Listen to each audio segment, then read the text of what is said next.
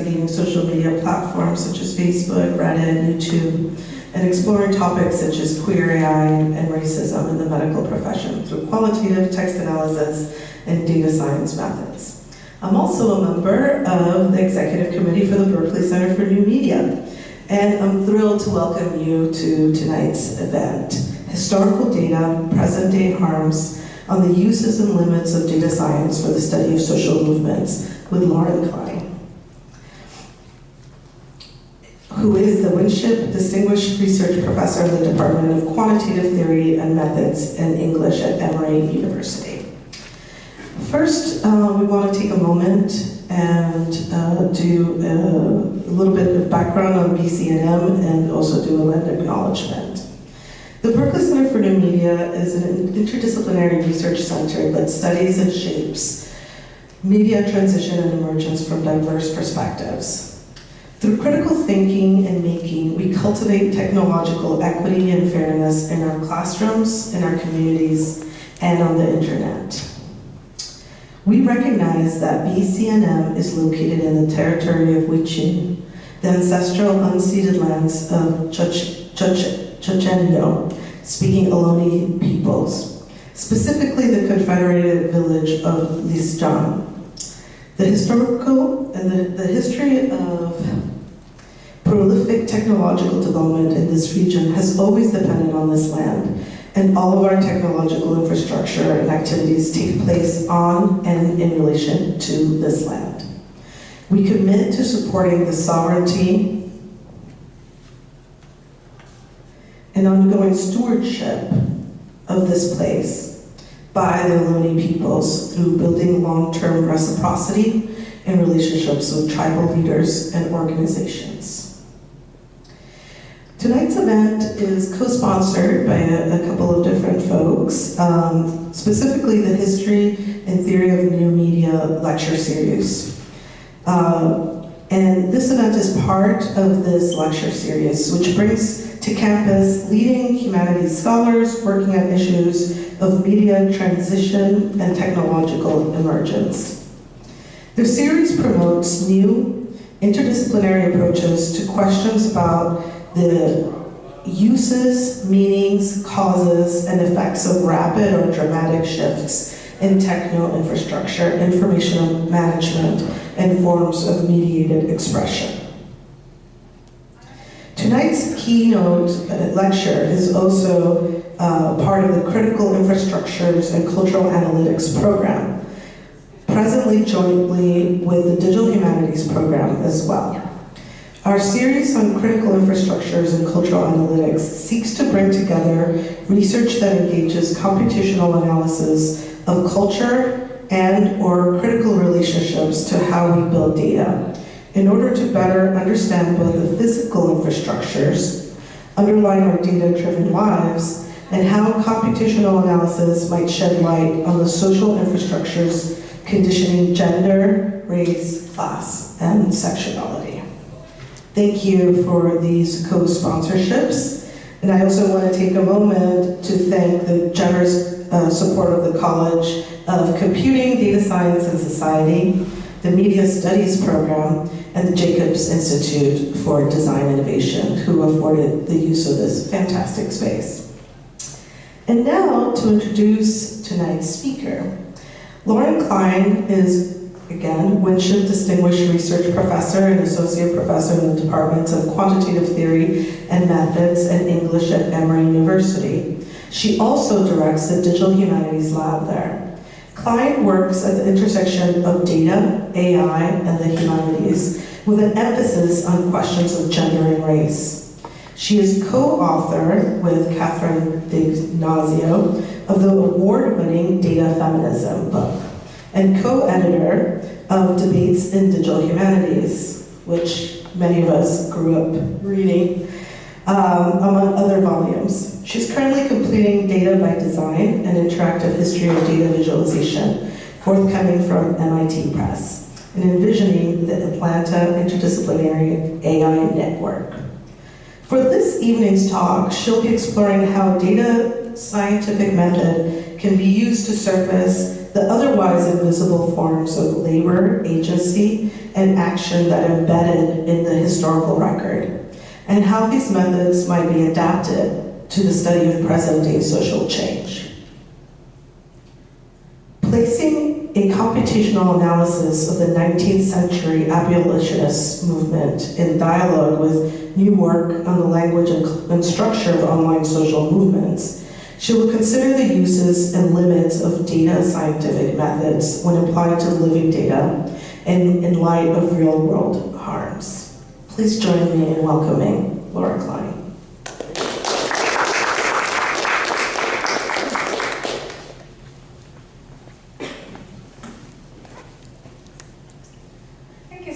That really lovely introduction. Thanks to Raphael also. I said this before, but I'll say it on mic, because he's like the most amazing orchestrator of events that I've ever encountered. It's been such a pleasure to interact with him. Thanks for Center for New Media, right? The D Lab and the Digital Humanities and Working Group, and cultural analytics, and anyway, whatever. I actually love that all of these things exist, and they're different things, and that it brings people together. And also, I feel like, thanks for showing up. I know it's like a beautiful day at the end of the semester, so I know that your time is really valuable, and I appreciate your making time to come here. So, what I'm going to do today is explore the topic that you see up here on the slide, about the uses and limits of data science for the study of social movements. And I'll do so substantively through a pair of projects. One is historical and one is contemporary. Both explore the changing language of abolitionist movements. The first is the original abolitionist movement of the 19th century, which culminated in the end of slavery in the United States. And the second is the Black Lives Matter movement, which is abolitionist in the contemporary sense, and that it sort of seeks to dismantle the failed policies and structures, and then sort of pursue their replacement with something new. And then actually at the very end, I'm going to talk about another project on Atlanta's Stop Cop City movement, which is also abolitionist, sort of among other orientations. In any case, like in terms of data science or cultural analytics or whatever your term of preference is, what I'll show is by identifying words that change in meaning, and then who is responsible for those changes, we can surface some of these sort of otherwise invisible forms of labor, but also thought and action that contributed to both of these movements' successes. But I also really importantly want to show that it's not an exclusively rosy picture, right? This isn't just like, hooray, we recovered it. One of the main findings, actually, of both projects has to do with the quite vexed relationship between Black and white activists, and particularly Black and white women activists. And this finding, I think, has larger implications for the kind of multiracial organizing that at least I would like to do, and coalitional politics more broadly, which I'll talk more about in the second part of the talk. And just one last note before I get started. When I agreed to give this talk last year, I thought I would definitely be done with both the Black Lives Matter work and the Cop City project, but I'm not. So you'll be seeing, especially as the talk progresses, a fair amount of work in progress. But in a way, I actually think that helps me with my argument about the limits of data science, and more specifically, about the times when the safety of the actual people who are creating the data, because they're actually doing the work, they sort of need to take priority over academic research. So that's sort of my disclaimer about some of the unfinished portions of this. And then one more thing before I get started. Because of the focus of the series, at least what I was asked to present on was sort of the data science and cultural analytics side of things. I set this talk up more like a technical methods talk. So if you're in one of these fields, you'll see some familiar components, right? Like, so there's the motivation for the work, there's the model that my team and I developed, and then there's like an extension of the model, which is the Black Lives Matter and Cop City part. But as someone who personally comes to data science from the humanities, I've come to realize that my own disciplinary training is like my value add. Like, I'm not going to out data science the data scientist. So what I'm actually going to try to do today as I work through the model is to try to layer in a sense of what a digital humanities approach to data science looks like. And what I mean more concretely by this is an approach that's explicitly framed by historical and cultural context, and that intentionally enables field-specific theory to lead. So I want to get started just with some of this theory. So if you work on historical literature and culture, like I do, one of the main questions you're always asking yourself is like, what are the stories that we know about the past, and why do we know those stories and not others? In a more scholarly register, this is often what's discussed in terms of the power of the archive, right? So you could think here Foucault, or the scholar who I prefer to look to for guidance in this regard, who's the Haitian anthropologist Michel Trujillo. So in his terms, the question becomes, what are the forces of power that have shaped the construction of the archive? Which contains the documents that tell us about the past. Who are the people who created these documents? And then more profoundly, who are the people who did not have the power to create documents about their lives? These questions really matter for historical research because the archive and the documents that it contains are really the basis for all the work that we do. So if you don't have access to these documents representing a particular perspective, it becomes a lot harder to tell that side of the story. And just as an aside, so this is not actually a talk about my work on data feminism. This is this book that I wrote with Catherine Ignazio about how feminism can help data science. But I actually think that it's interesting to note that data feminism actually also begins with a discussion that's very similar to this. The terms are sort of swapped out. But we begin by talking about missing data.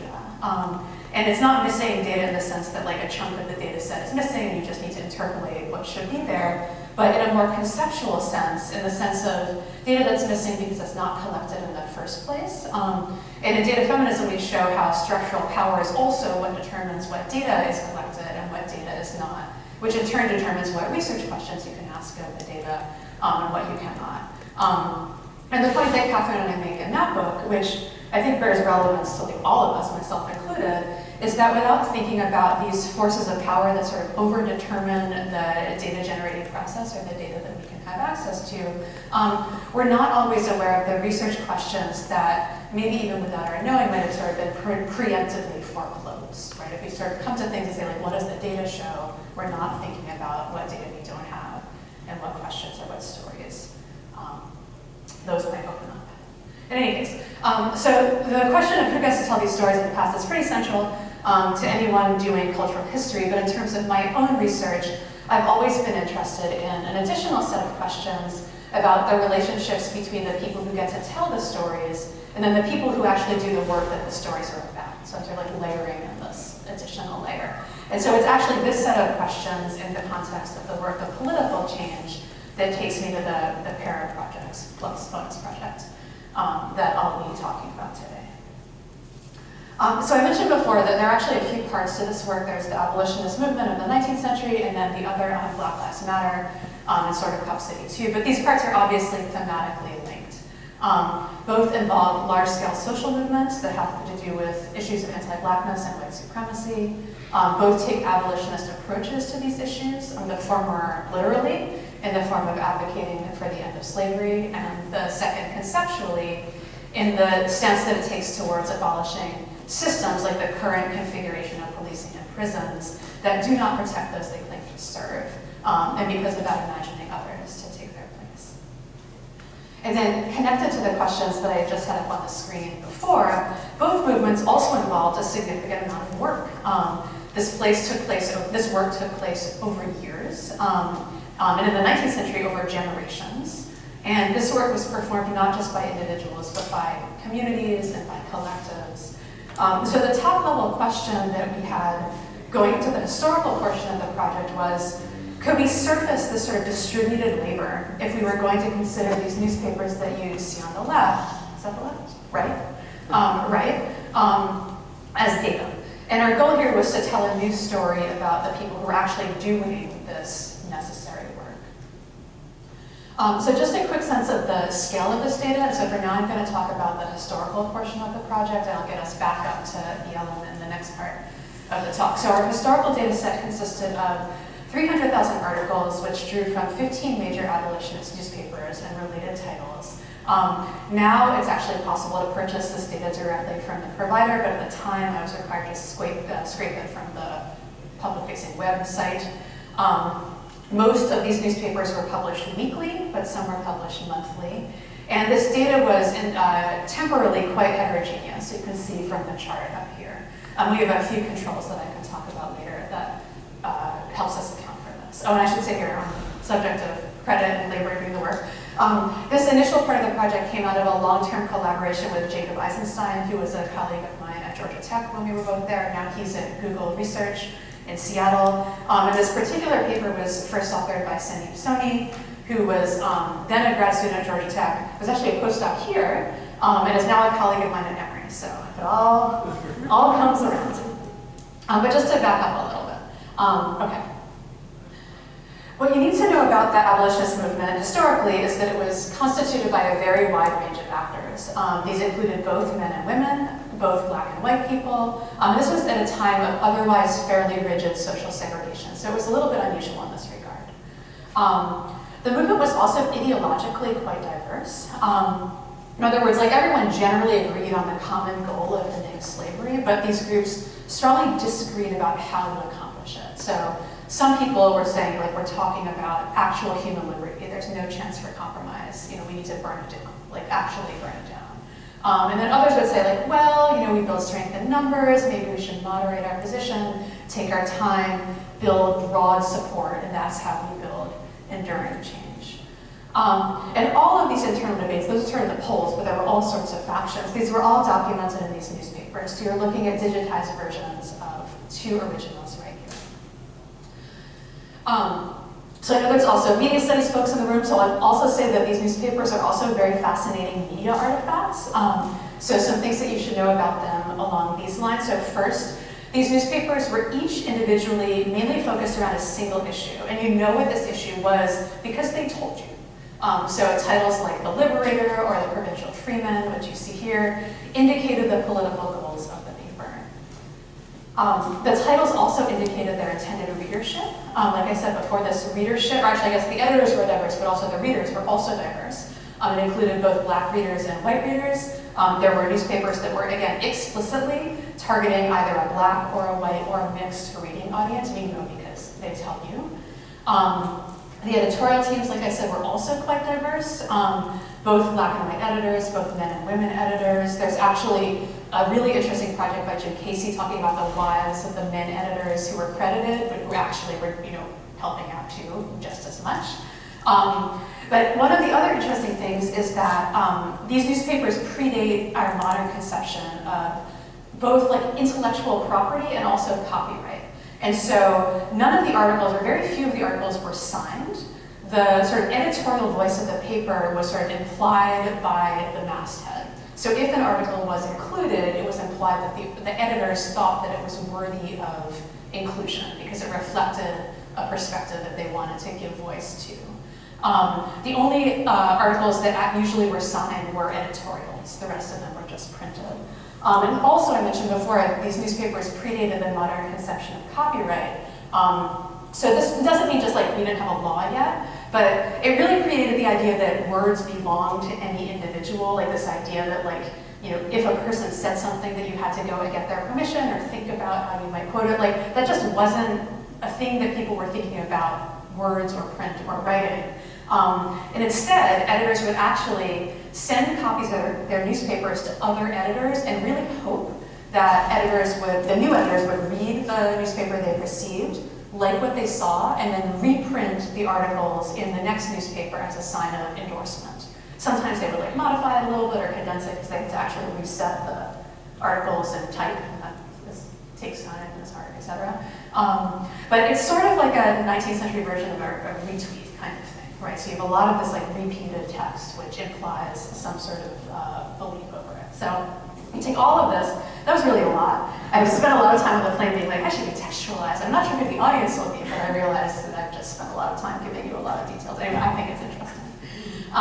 So you take all of this historical and media-specific context back to these questions about the work of social change. So questions like, you know, like how did the end of slavery actually come about? Like who influenced the abolitionist discourse? Who actually did the work of changing hearts and minds? It seemed like we could find some answers in these newspapers. And this hypothesis was actually supported by the qualitative work on the subject, which has long pointed to lines like this one that you see on the right. written by William Lloyd Garrison as evidence of how these newspapers function as really like the mouthpiece of the movement. So what you need to know about Garrison, he was a white abolitionist from Boston. When we tell the story of abolition, if we mention any individual by name, it's usually him. It's no coincidence that he was also a white man, right? But then on the left, you see a similar proclamation issued by a black woman abolitionist, Marianne Shadd, who was and remains far less widely known. And she knew it too, right? So you see here, and this is an editorial that excerpts it a little bit, but she says, "To colored women, we have broken the editorial ice." So she's really proud of having sort of like entered herself into this larger discourse as a black woman. There's actually a book coming out, an anthology of essays on her, that's coming out, I believe, with the University of Pennsylvania Press pretty soon. In any case, the narrower motivating question here had to do with this idea about labor and credit, like who actually did the work as opposed to who was remembered for it. And our intuition was that an attention to the literal terms of debate, or like just to language, would show the ways in which Shadd's newspaper, as much as Garrison, shaped the conversations about abolition that were taking place at the time. So we were interested first at like what were the terms that were shaped, then who was shaping them, and then finally what these terms looked at as an aggregate could tell us about the larger process by which slavery came about, or the end of slavery rather came about. So these questions about the terms that were being mobilized by the movement and how they were changing take me up to the first part of the model. So this project began before the advent of large language models, so we used a more basic corpus level word embedding approach. It turns out, actually, like now, fast forward 3 years, people think that corpus level word embeddings are better for semantic change anyway. So like, pat on the shoulder for that. And I should also say, this project and the modifications to the model that we employed, which involves taking like this basic word embedding model, which just allows you to look at the close context of what are called the near neighbors of the word, of a particular word in a corpus.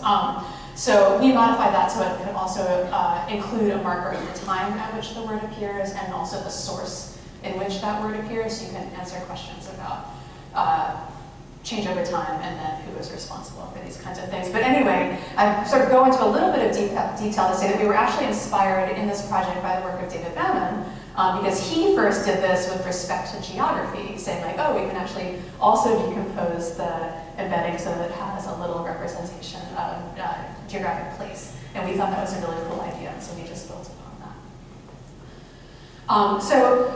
Looking first at the temporal component, which is what enables us to see how the context of any particular word, like justice, which is what you see here, it changes over time. You can see that it sort of like enters the corpus with this more legalistic meaning, sort of associations with like judges and trials and requests. But over time, and we would argue sort of under the influence of a lot more sort of political and ideological writing about the meaning of the sort of the greater symbolism of justice, it does acquire this sort of more conceptual valence. So by the end of the scope of our time, the corpus, it's used in close proximity to words like liberty and citizenship, rights, universal, things like this. Or I'm sort of jumping into the Black Lives Matter project, but we ran the same analysis on the corpus of Black Lives Matter tweets, which is like 10 million or so tweets containing the hashtag Black Lives Matter. We saw statistically significant semantic changes around words like listening and learning, variance on center and centering, as well as variance on active and action. And I think like now that we're sort of looking at the summer of 2020 in the rear window, we can recognize how all of that language about like, you know, appropriate forms of allyship and letting Black voices lead really carried with it like a certain kind of language that we've now sort of incorporated into the culture. But in any case, what we're talking about here with these terms of debate are what I see as like almost like ideological keywords in the sense that, you know, like the Raymond Williams sense of the term.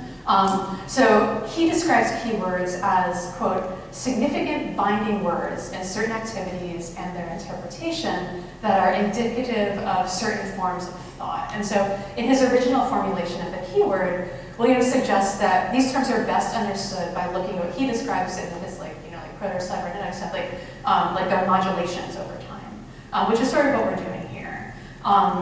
And also layering in this argument that the work of changing the meaning of one of these keywords involves significant intellectual work. Like if you are someone who understands a concept differently and you want people to understand how you think, that involves explaining that word, using that word, presenting it in this new context enough so that other people start to like literally like wrap their heads around it.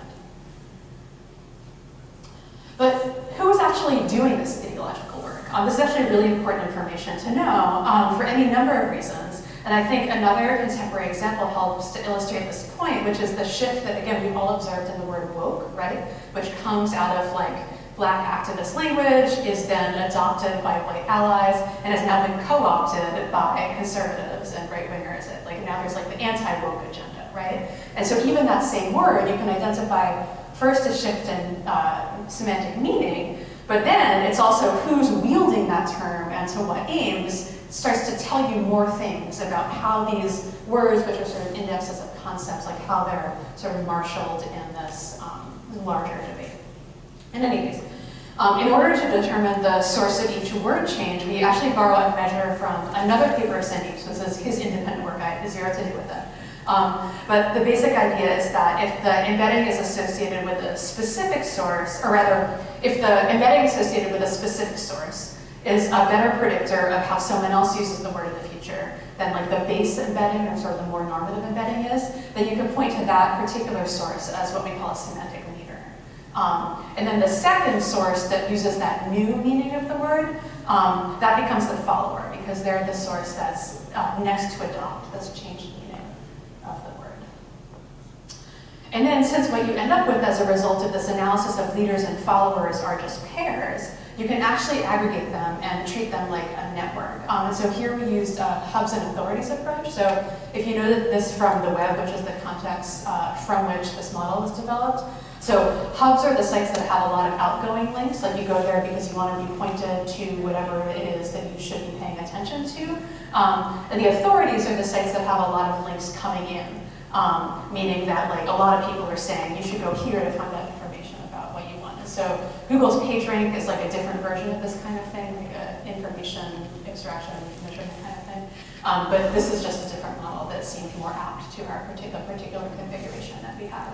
In any case, you can map this sort of idea of hubs and authorities onto our leader-follower pairs. And so the authorities are the leaders of the word changes, and the hubs then become the followers. So these are each of the additional, or rather each of the abolitionist newspapers plotted in terms of the words they lead on, or their authority score versus their follower score, the hub score.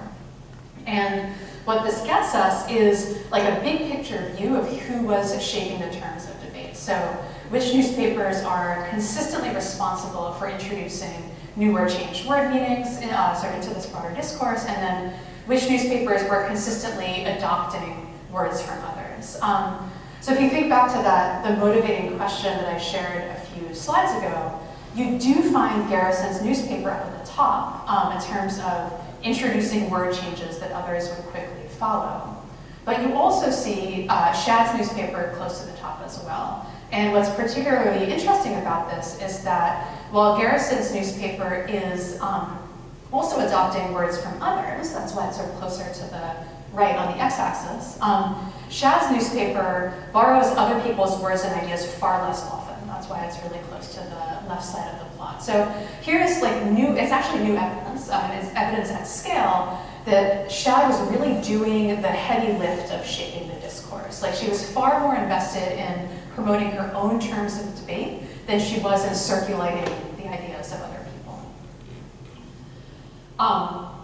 But there's one other newspaper here that's worth pulling out, which is the Lily. So this was a white women's suffrage newspaper, and originally we included it in our data set as a way to compare these sort of like core abolitionist newspapers to papers from the same time period who were covering intersecting topics. And there's actually been, again, a lot of really good qualitative work looking at the relationship between these two movements.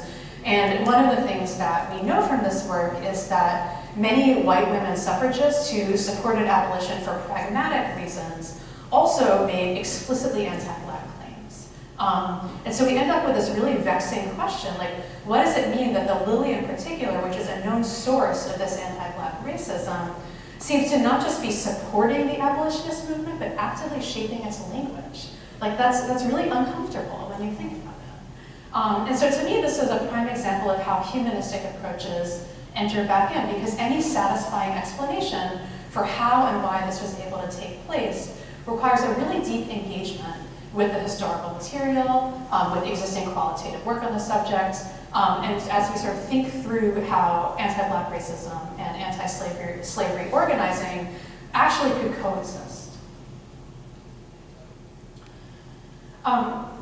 So a lot of this newspaper work took place in 2020, so both before and after that summer. So the Black Lives Matter movement was like literally happening around us, and we saw very clear parallels in terms of the goals of these two movements. And in fact, many of the BLM organizers were making this connection themselves. So here's a recent book by Patrisse Cullors, which not only uses the term, but also in the cover of the book, adopts the style of one of these 19th century newspaper headlines that we were just looking at. And then there are also parallels in terms of language. So if you read the work on hashtag activism, you find scholars like Sarah Jackson and Maya Bailey and Brooke Foucault-Wells arguing for how discourse on Twitter during that time, quote, pushed the mainstream public sphere on social issues in ways that forced them to respond.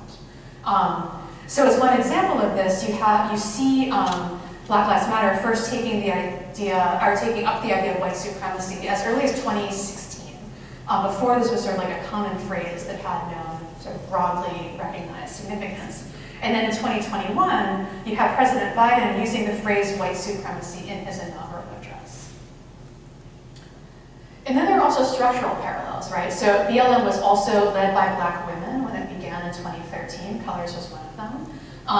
But then, as we saw in the exponential growth of the movement, we also saw BLM taken up by white allies, like me, and then by the mainstream, or I guess I'm part of the mainstream too, where conversations about, like performativity, whether someone with a BLM sign in their yard could be trusted to actually not be racist, like when sort of like these questions, like when push comes to shove, like a lot of this reminded us of the historical work that we just completed. So we wondered if our model could tell us more of this contemporary story, but there were certain aspects of the model that needed to change.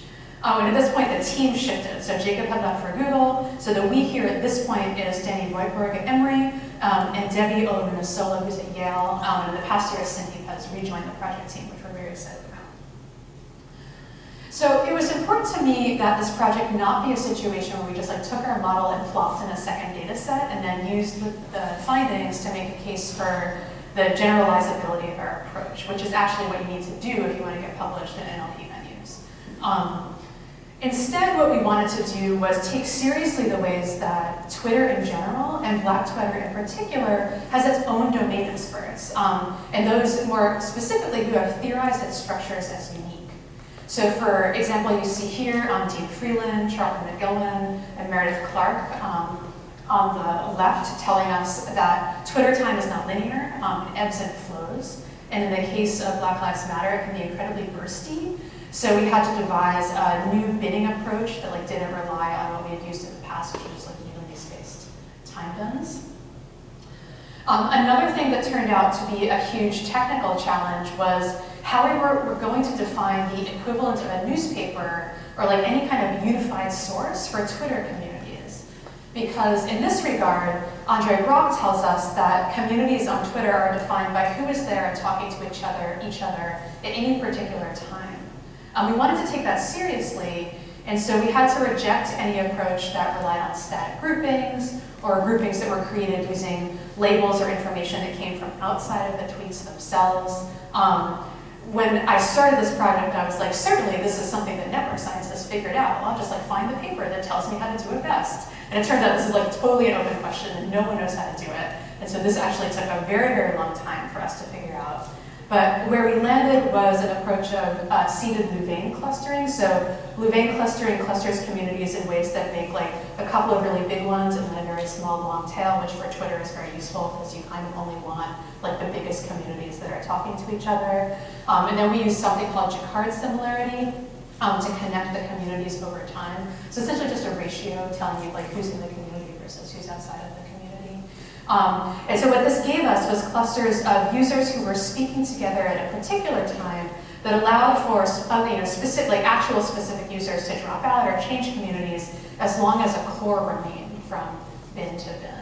Oh, and then this visualization was created by Debbie, showing us the chain communities that we created with the color indicating the time bin and the thickness indicating the Jacquard score. And the longest chain turned out to be the Republicans, who persisted the entire span of our data set in comparison to literally every other community, which fractured at some point. So I said they're good for something. And then came the labeling. We did this for actually like months and months and months, because again, if we're going to take seriously Brock's idea that Twitter is not defined by individuals, but by the conversations that connect them, we needed a way to describe the communities in aggregate, rather than by any particular person. So we undertook multiple rounds of labeling within our project team, first to determine what the labels should be, then to apply them, then to cluster the communities that ended up with the same label together. And this is what you see in the visualization here, which was created by Danny. But one of the things that came out through our labeling process was that our data set was deeply incomplete. So we created this in 2020, using both before the big summer and after, using the Twitter API. And it went back to 2013, which is where a lot of the quantitative work on BLM starts. But it was still not capturing everybody involved. The communities I mentioned before, with the most continuity were Republicans, but the second was actually mainstream media outlets, because it's their job to stay engaged with current events and produce content. And most notably, the young Black activists who had started the movement, many of whose Twitter handles we used to seed the first set of community clusters, they vanished entirely, and pretty quickly, actually, from our data set. And this is for a number of reasons. Among them is the mental and at times actual physical toll of doing activist work. They got harassed, they got threatened, they deleted their Twitter accounts, and most profoundly, some of them were killed by the police themselves. And so, like, trying to sort of bring this back to these big questions about like power in the archive. This is not abstract power. This is like power in the world. And who gets to tell the story about Black Lives Matter is directly determined by real world harm. And so I think this is sort of one of the takeaways that I want to communicate to, or at least like to, I include myself among them, us, like people who want to do data science and contribute to the movements that we believe in, which is sometimes the methods that we want to use are not what can lead us to the clearest answer to our research questions. And then the second thing is that our data represents actual people, and the harassment and abuse that they face online, which we see recorded in our data, is also directly connected to real events and real experiences in the world. So these lessons about the limits of what can be captured by data, as well as the serious potential for harm, have really come home to our team as we turn to the Stop Cop City movement that's taking place right now in Atlanta, where 3 of us live and where Debbie is from. So if you're not familiar with this issue, so the city of Atlanta is proposing to build a $60 million police training facility in what's currently a forest. So you have issues of racial justice coming together with issues of environmental justice, and it's made even more complicated by the fact that the forest, which is currently technically owned by the city of Atlanta, is on the ancestral land of the Muskogee people. So there's questions of like land back movements and land ownership coming to meet all of these other interests that are at stake. But as you can see by these headlines, as in Black Lives Matter, the Stop Cop City activists are facing deeply profound real-world harms.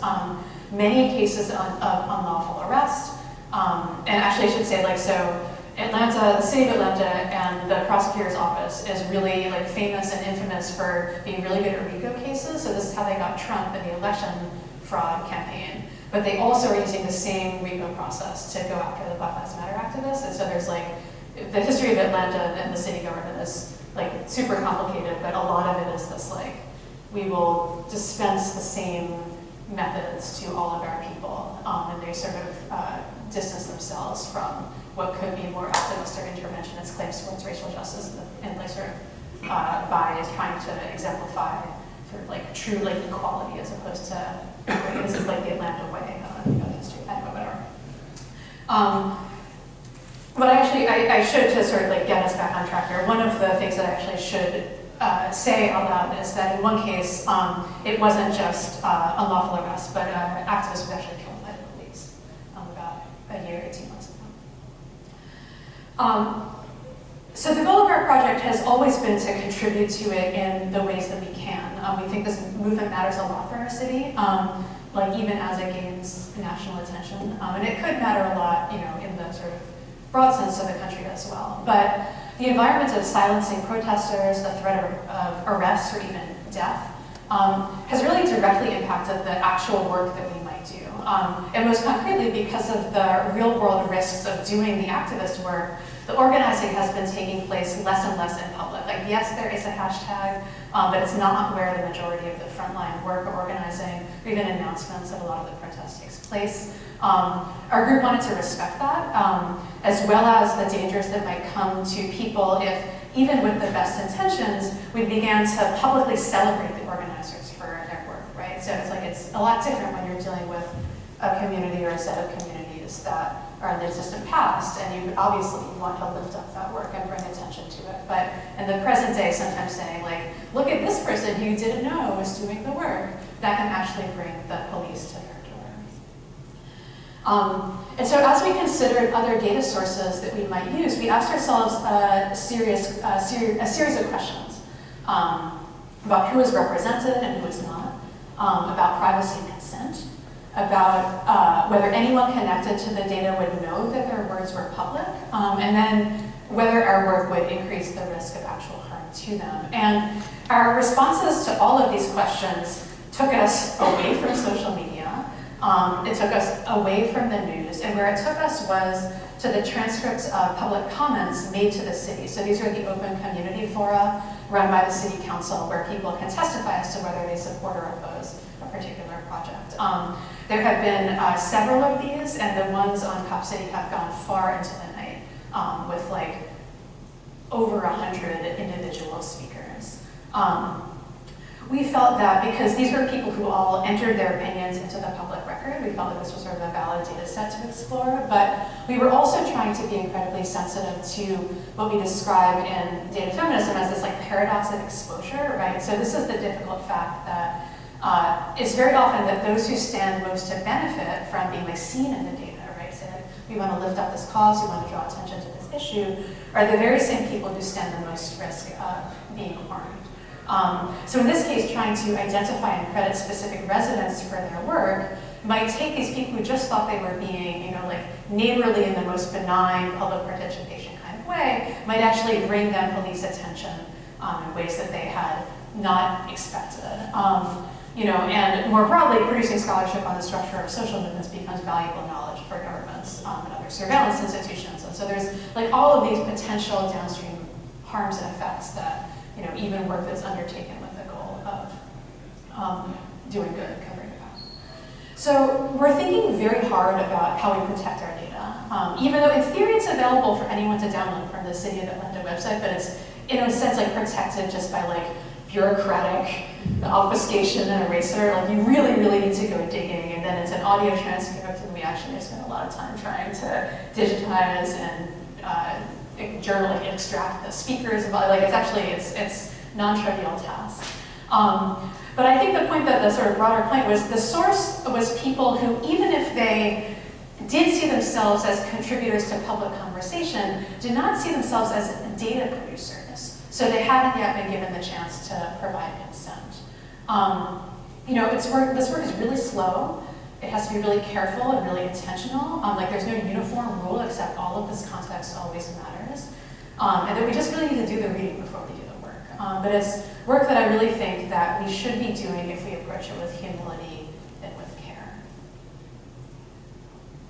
So in closing, I'll just return one last time to the abolitionist newspapers that I began with today. And here you see some additional writing by Marianne Shadd from the Provincial Freeman, where she talks directly about the significant emotional labor involved in her abolitionist work. And she also talks about its personal and at times physical toll. So, Shadd's writing again is in line with qualitative scholarship on the subject. So Angela Davis, most famously, Jennifer Nash, also Grace Holm. Others have long argued that abolition, both in the past and in the present, are the result of the long intellectual and political labor of Black women, and that this labor has exacted a profoundly physical cost. And so these are some of the reasons why we do need additional work that contributes to the project of naming and crediting this labor, some of which, like these editorials, is directly documented in the printed record, but some of which, like Shad's oversight of her newspapers, like the shaping of the contents, the ideological agenda, is a lot less easy to perceive. And what I hope that I've shown here today is a lesson in how we, on the data science side of things, might increase the stakes of our research if we allow ourselves to be guided by humanistic ways of thinking, by the questions that humanities scholars tell us are important, and also by the context, historical, cultural, political, that we need to make sense of our results. So in terms of the questions about labor and credit that I started out with today, what I hope this work has shown is that there are so many stories that we can tell, some with data and some without. But when we start asking ourselves why we know some stories and not others about the past, and asking these questions about like who is actually doing the work, it might point us to new stories that we might uncover that collectively can expand our knowledge about the past. And I think another thing that I was really trying to do here is show sort of what the possibilities really include for sort of like what's opened up when we really allow like field-specific theory to lead, to guide our data science work. I think a lot of these ways of thinking introduce complexity, but I think they also lead back to results that are like more likely to be incorporated back into those domain-specific conversations that are generating the knowledge in the first place, but also contributing to this richer project, this sort of like richer conception of what the phenomena are that we seek to study and know in our work. And I think that's a goal that everyone across domains, I think we all share. And then lastly, I hope that I provide yet another example of which, again, I know we all know it, but it can't hurt to hear too many times, of how behind there are data, there are people. These are people who at times offer up their own lives to be modeled and measured, but at other times they have their words analyzed by actors, including the state, but also academics, who may or may not have been granted consent. So we always need to be thinking about the potential harms, as well as existing ones, that we sort of as we push forward in this work. So that's the end of the formal portion of my talk today. Again, here are the people who contributed to all of these projects. Sandeep Soni, Jacob Eisenstein, Danny Reutberg, Debbie Olarusola, Des Miller, various pieces. Some of this work will be hopefully coming out soon. And thank you for listening. Here's a lot of different ways to get in touch with me if you have questions after this talk, or if you want to learn more about some of the other things that we're up to. Thank you so much for listening.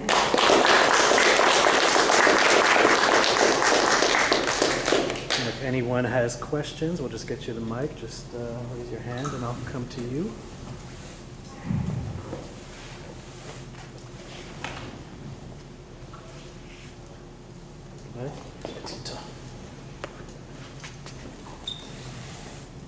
Thank you so much for the talk, for all the work that you've been doing, for the ways you're pushing forward, work in cultural analytics, PH, etc. I wanted to come back to the comment you made about following the conversation and some of your modeling instead of following the individuals, and how that then relates to some of the problems that you were discussing about, I guess on both sides, of kind of, when people were disappearing from the data set because they were either directly threatened or harmed, etc.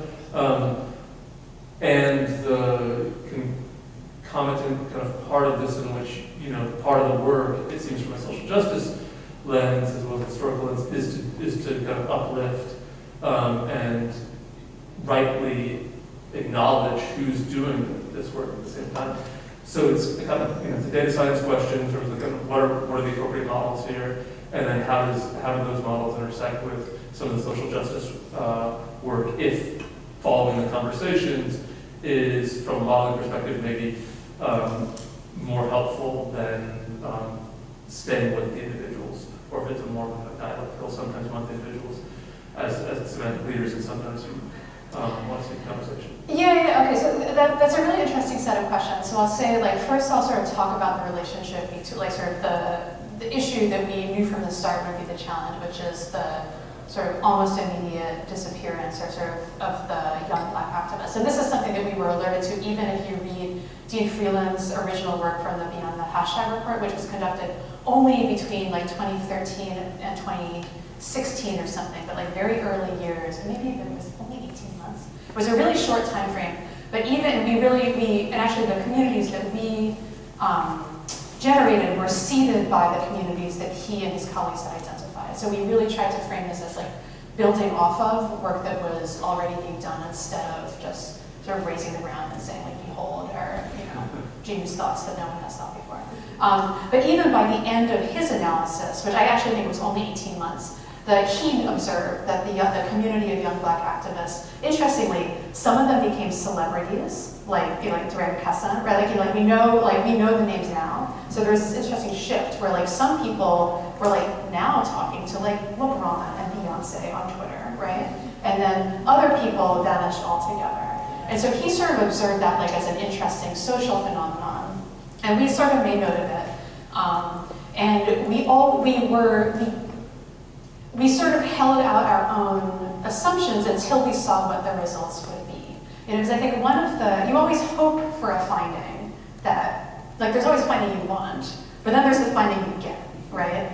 And so, and it's taken mostly because of the community labeling, which has turned out to be quite complex. It's taken a very long time to get results, and we have only recently, like last week, gotten results that are not quite processed. And we did find like some interesting stuff, like it is true that some of this, less celebrity, less professional news outlets do in fact lead on some terms. But there's also like this really interesting group of followers that are following the Republicans, the conservative group, and we don't know what's going on there. Like TBD, we'll have to go look at what words they're following on. But the point that I actually really wanted to make was that like we always knew that we wanted to tell a story that would say something about the role of the young Black activists. But we knew that if we didn't find it in the data, there was going to have to be a section of the paper that explained that role in another way. And I've always said this ultimately is going to be a project about the need for mixed methods research, even in a quite technical data science-y context, because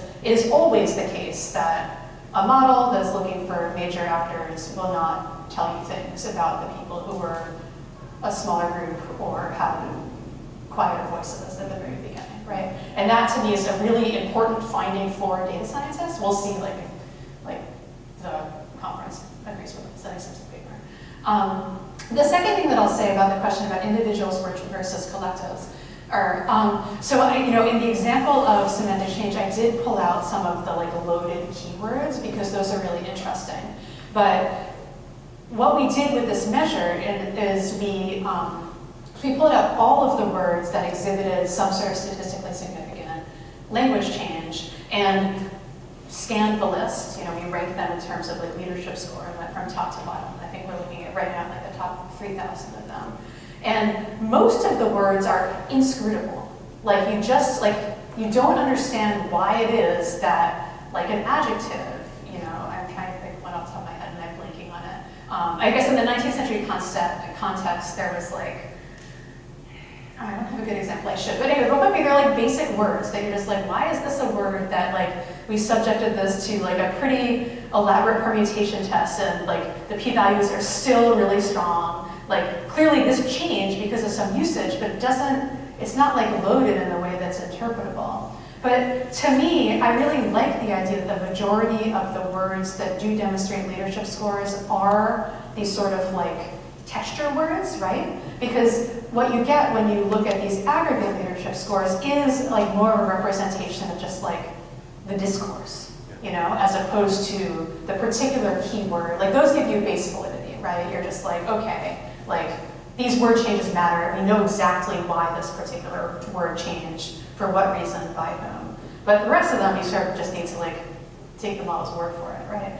So I do like this idea because, as we know, it's not just the keyword that you use, but it's how you present it, it's in the case of the newspapers, it's like, what other stuff do you put on the page in order to make people feel like it's like a, in the case of the more moderate ones, they tried to get like families involved. So what were they saying about kids at the same time that there was an editorial saying, like, we must take up arms to end slavery, right? Like, that's interesting to me.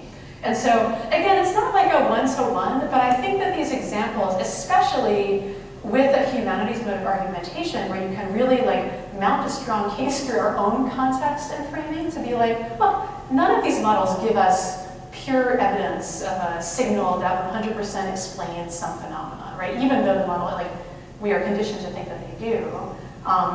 All of it is more nuanced. All of it is like one piece of the conversation. When we look at it together, we get a better sense of the whole.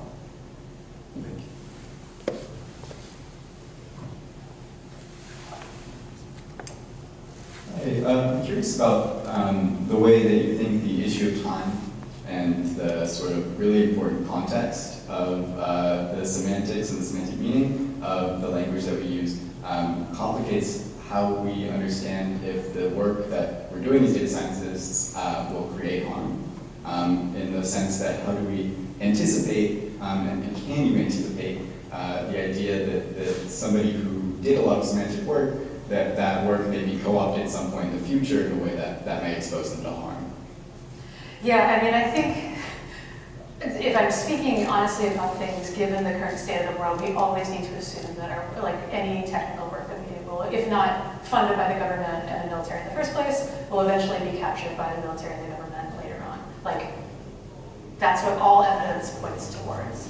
And in a way, you can sort of, and I actually think we're in a really interesting moment right now in digital humanities. This is a little bit off to the side, but I've been thinking about this a lot, because the slower pace of technical development up until like the past 2 years with the most recent AI, whatever you want to call it, has meant that there's been enough, speaking of time, there's been enough like contemplative distance between the technologies that are sort of mostly the modeling approaches that are like the bread and butter of the quantitative digital humanities that were initially developed with military aims, and fast forward 10 years when humanities scholars actually get the open source library, like Python-based implementation of the model that you can then use in your work. It's like, so like topic modeling is an example of this, right? So it was developed initially by the government to survey international news wires. There are like too many to read. We want to find out if there, it's surveillance. It's like, what's going on in the world? Do we need to send planes, ships, whatever?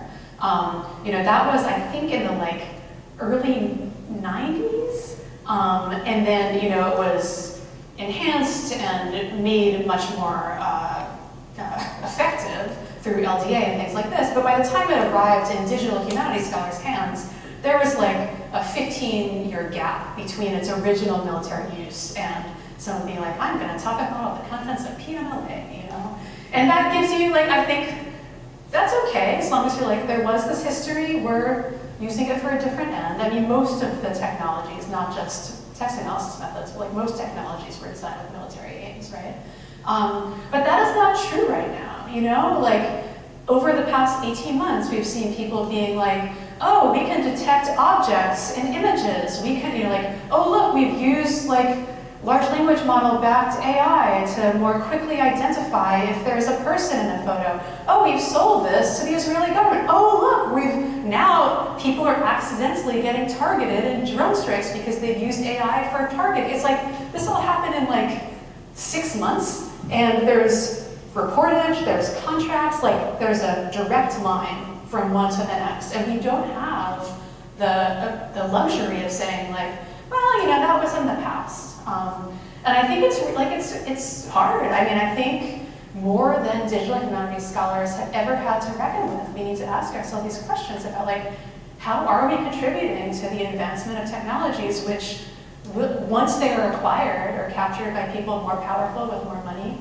and with more nefarious aims than ours are, how will they be, how will they be used? The answer is not well. So anyway, so that was a bigger picture answer, but I think it's one that is really important and one that people are going to have to start asking themselves a lot more, and a lot more now. And I honestly think that, in the more practical sense, well, what do we do? It's you need to presume the worst case scenario. I feel like I'm slightly over here. you need to presume the worst case scenario, and if there is even the possibility that a living person can be harmed or that your technology can be used to ends that you did not entail, like either don't do it, make sure that your issue, like your anonymity is like cleared and you're fully, like the data that you ever make available is not able to be attributed back to users. Or, you know, if you're concerned about a model, I think sometimes that means like not releasing it.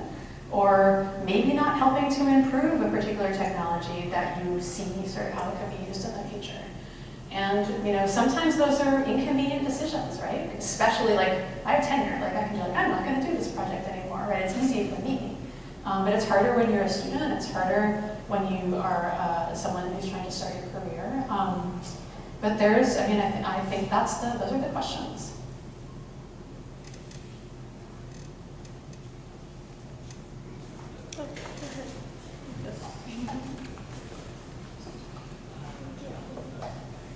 Relatedly, since you've thought about this a lot, can you talk about how you think about consent and web scraping and using Twitter, X, the API, but also like the raw data from these users who are not getting consented, not going through IRB in the whole process?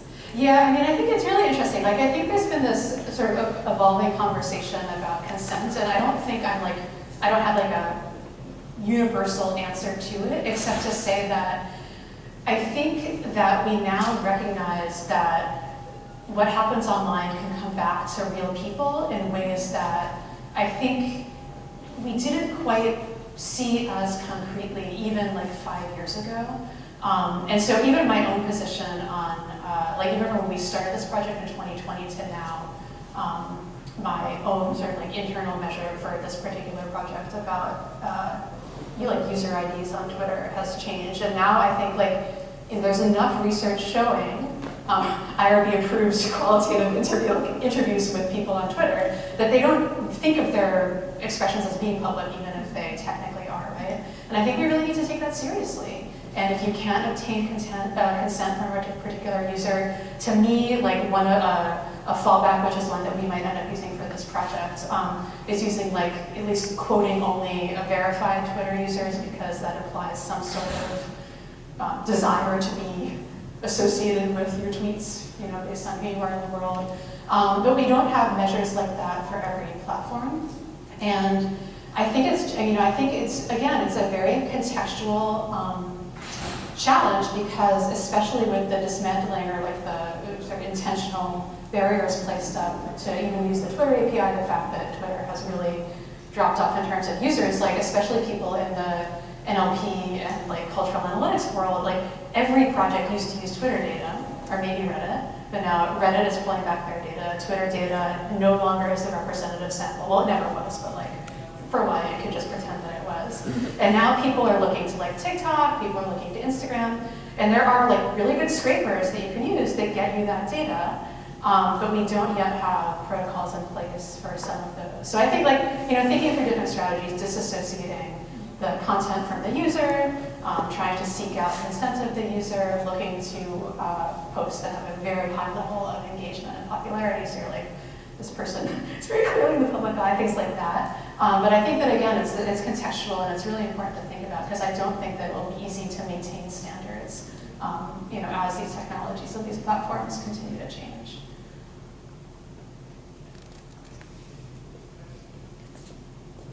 Thank you so much for a fascinating talk. It's been really fantastic. I'm curious about, in the abolitionist movement, through the newspapers, that was a type of technology, right? And what did that technology afford? And you've talked a little bit about the replication of ideas in a more kind of similar way without change. So kind of the stability of those ideas over time and over space.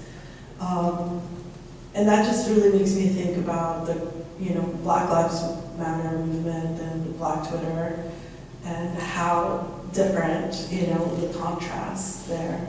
But perhaps even more salient is the upcoming election in the United States, with, you know, large language models and our ability to, it seems like there's been sort of this movement away from authentic words and you know, bots, etc. So I'm just curious in your mind, like the different affordances of these different 3 periods.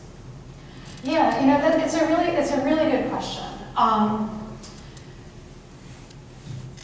So I'll say a couple of things. So you know, it's hard to say. I don't think that it was true that the media landscape in the 19th century was simpler, right? I mean, I think it's like we only know about certain slices of it, and there's been attention paid to, in particular, these newspapers, but also I'm thinking of work by the Color Conventions Project, which has to do with these in-person Black-led organizing conventions, which are, interestingly, like many of them are documented in these newspapers in terms of like a little account saying this one happened and this is what was discussed. But we will never know what happened with specificity, what happened at some of these conventions. We just know that they were powerful, that they were in person, that they involved lots of engagement in communities, schools, churches, things like this. And so I think that, you know, I guess what I'm trying to do is like resist the narrative that like it was simple then and it's complicated now. Because I think it's always complicated and we always know more about certain types of technologies or certain media formats that lend themselves to preservation, and we know less about the more ephemeral ones, right? But this question about, like, there's sort of 2 questions that I'm trying to tease apart. So one is the relationship between language and online activism and action in the world. And for a while it did seem like Black Lives Matter online led to movement in person, which led to political change on the ground. But like after, in the wake of the Trump presidency and people sort of like general, I don't know, like social justice fatigue, I don't know, it does seem to be like there was a lot less progress made than at least initially everyone would have liked to be believed. And there's been actually good quantitative work looking at like an initial spike, like I know that my colleague Dan Sinnigan and Richard So are working on a race and representation in the publishing industry, and there was a spike after 2020, which has now dropped off. And the same thing, I mean, we're seeing now with the cancellation of DEI and sort of like social justice-oriented programs within companies in the name of cost cutting, but really those programs which were held up as like the most important source of new ideas 2 years ago are now being identified as the first ones that are unnecessary. So that's sort of like, that's one thing going on. The other thing, which I think, you know, is like another complicated issue, is this question of like misinformation, disinformation, and now synthetic information, and whether or not we can actually trust, like, what meaning we can put in words on the internet at all. And, you know, if the idealist in me says that, you know, I'm gonna say what the doomsayer is at the next one. The idealist in me is like, if this is so pervasive that, like, you know, my, conspiracy theorist aunt-in-law, she's my Facebook friend, like, even she talks about misinformation, right? So it's like, if there's so much out there in the world that people are thinking critically about things they read on the internet, because it's probably, everything is lies, you can never trust anything. Like, maybe that criticality is a good thing. On the other hand, you know, we have now gone through like at least 3 cycles of tech innovation in which there's been evidence of the ways in which these platforms spread misinformation knowingly because it increases traffic. And there's been a lack of government regulation, there's certainly been a lack of self-regulation, and we're now positioned to essentially like overwhelm the internet with AI-generated content. And I'm not really sure if there's anything we can do about it. You know, I honestly think that this is going to lead to, and again, it's like, unfortunately, we're going to spend our time, you know, creating filters, designing measures, like, is this real, is this a person? And those measures, even though hypothetically they might be useful in order to detect and screen misinformation, we know are going to be deployed against the most vulnerable populations first, right? And we've already seen this, like with students and cheating detection. Like always, it's vulnerable populations are identified as the most risk of being the ones who are the source of the misinformation or the, you poorly generated words and not like the corporations that have enabled this. And it's like, it's a bummer, Like I think it's happening. Like the only positive thing I can say about it is that it's not a surprise. We've seen this exact pattern happen in multiple iterations over the past 15 years, and up until this present moment, we actually have a lot of research, a lot of documentation, and even testimony to Congress about what these things were and how they took place. And so the best thing we can do is to say, we know this is happening, we have seen it before, these are ways in which we did not act or acted poorly the previous time, and we must do better this time. Again, will that happen? Well, actually, I'm gonna say one more thing. I know I've been rambling a little bit, but it's a good question.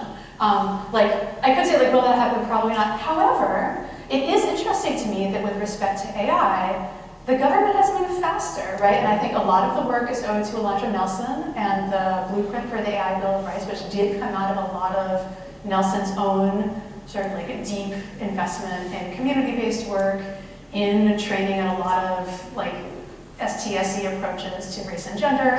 She knew how things were going to turn out, and she built a lot of that into the blueprint, which I think, again, because the past several iterations of the federal government attempting to regulate tech were too little too late, Biden did act more quickly than certainly with in the Cambridge Analytica scandal. As far as I can tell, there were very few repercussions at all. There's certainly no legislation that we could point to that was directly came out of that documented evidence. We are getting, it's a little bit of a faster cycle. How it will be implemented, how it will be enforced, what will happen if the entire government is defunded and no one can create the agencies that are needed. So, who's to say? But if there is a silver lining of the whole insufferable AI hype thing, it is that it made the governments worried enough that they're doing something about it, and they're doing it faster in ways hopefully, if not vampire claws or teeny little baby teeth that are just nibbling. So.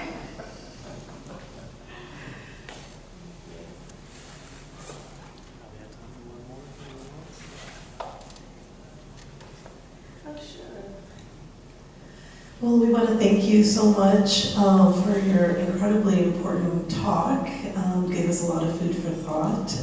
And we're also really excited to be celebrating the digital humanities and the importance of the humanities in the digital and data science. So thank you so much for joining us.